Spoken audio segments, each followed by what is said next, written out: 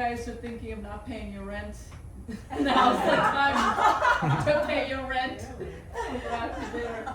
I'm going to go straight into talking about the process with the actors. I have questions about that. What was the process of unlocking the emotional intensity of the lead characters? Because both were very strong. So begin with yourself. Sure. Yeah. Well, the actor kind of came up with the story to begin with. So it's kind of, I knew like he had what it takes, he had what it took. It's more so just like honoring his story, like doing the best I could to see through his vision. Because what I recorded, like, he was just doing so well on the screen. So honestly, I didn't really have to do much acting directing at all. He did it all himself. What was his name? Will Murray. Yourself?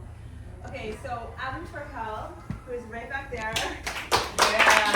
Oh my God. Absolutely.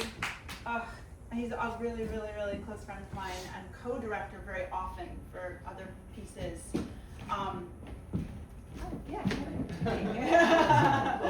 And I approached Adam with this, and he was like, "Nah, I don't want to do it." And then I said, "No, I'm kidding, right?" And then I sent you the script, and then you were like, "Okay," and because actually I rewrote the script for Adam.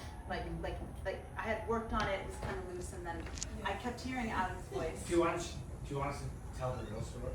No, that is a real story. No, You're leaving it's out a real mostly. crucial part. Okay, why don't you say? I originally said no, I know I said you were kind of. but then I ate an eighth of mushrooms. No, wait, you didn't tell me that. Oh, yes, I did. No. And it was the mushrooms that told me to do it. And so that's why I called you and was just like, I'm in. No, is that really true? That's 100%. I had no idea. Okay, this is new to me. I love that. Yeah. I drugs. And it was the mushrooms in the movie that. But he said no at first, but then I really did write it. Wait, I'm not kidding. Like I really wrote it with my co-writer Justin Carlo. With Adam, we kept saying Adam would say this. Adam would like, and then Adam became Anton, and now like we live in the same neighborhood, and everyone who sees him always calls him Anton now. Like it's like there's something about him, he himself being a great actor, but also a filmmaker, so understanding the physicality that's needed in a kind of piece like this, which is half of it has no dialogue.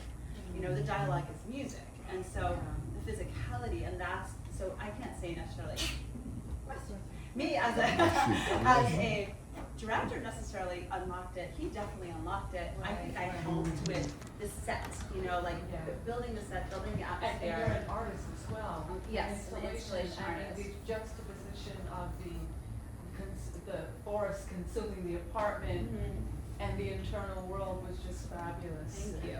So And that's my Interesting. apartment, by the way. Oh, So I right, built yeah. that set with the help of my cast and crew. All those trees are still there. No, they're not. Well, yeah, they don't remember. He's staying there right now. They sleep in the trees. He's sleeping in the trees. Yeah, my landlord was shocked.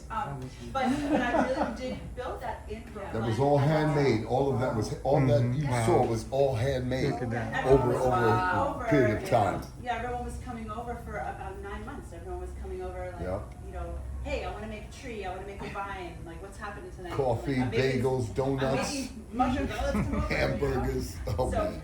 yeah, so it was a real effort, Brooklyn effort. both of you created this environment that, I think I as an audience member was able to just come into your world, which is not, that's good, very good direction, good writing. What would you say, as far as working with your actors in a collaborative way, what was that like for you?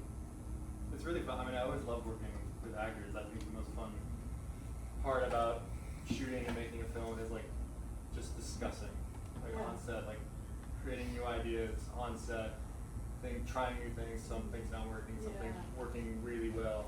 Right. And actors are just it's a really impressive skill. So to be able to witness it, like there, because obviously, I mean, with every thing somebody's ever shot, there's more footage than what we see. Right. So it's like I'm going through and editing this, and although I knew I would maybe not use some of the footage, it's just like his acting was phenomenal. And getting to just to see that in person and through the editing process, it's definitely a joy. Likewise. I think I can say that the atmosphere itself, which as you all know now is a hand-constructed film set,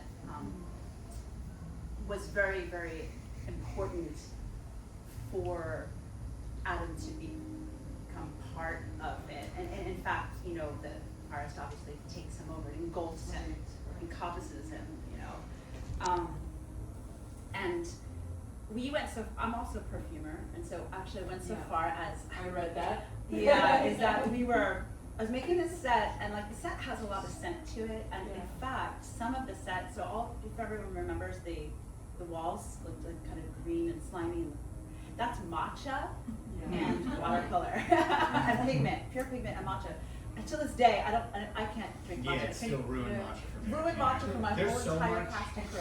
that isn't in the film of me licking that green stuff. Yeah, I'm gonna off of everything, like, He was like, oh god, yeah, there's a full There's a scene whole of me. Oh yeah. yeah, I think But we will have to still haven't revisit had that. matcha. Wow. It's a second cut we're going to do. And I think, and the scent, like you know, you were crawling around. At one point, you came up to a tree, and you're like, "No, this is a real tree because it smells like a real tree." It really smelled like a real tree. Yeah, and so like I wanted to have the olfactory aspect to make Adam feel that he was in there and he could be lost in a set that was a 360 set. Oh, we saw him lost, yeah. Yeah, you know what I mean? And like freedom. Yeah. I think like making an atmosphere, and then if we go down to another aspect, which was the city, right? Yeah. With Big Sean, who's right here, and so can we please give him Thank a you. round of Thank you. Big Sean was so immersed in this that he ended up Yeah. selling stuff while he was acting at the It was bodega. so crazy. For the sake of time, I just want you to give me one word of how you would describe the heartbeat of your film. One word, fatherhood. Fatherhood. That's so hard. That's Daddy. Oh. What would you say? Can't do it one word. Okay, engulfing.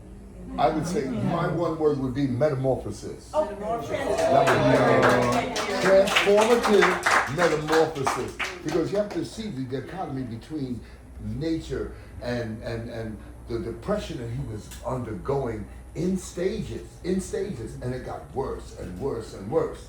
And at one point, are you okay? I'm asking him, is he okay? Yeah. Also, you have to realize, did you notice in the end, that fetal position that he was in, that was the culmination of all of that metamorphosis until you just can't take it anymore. It was slightly pandemic. And you just couldn't take it anymore. Yeah. And then, when he woke up, look where he was. Look where he was, engulfed in Mother Nature. I mean, that's transformative metamorphosis. I said it. 2 words.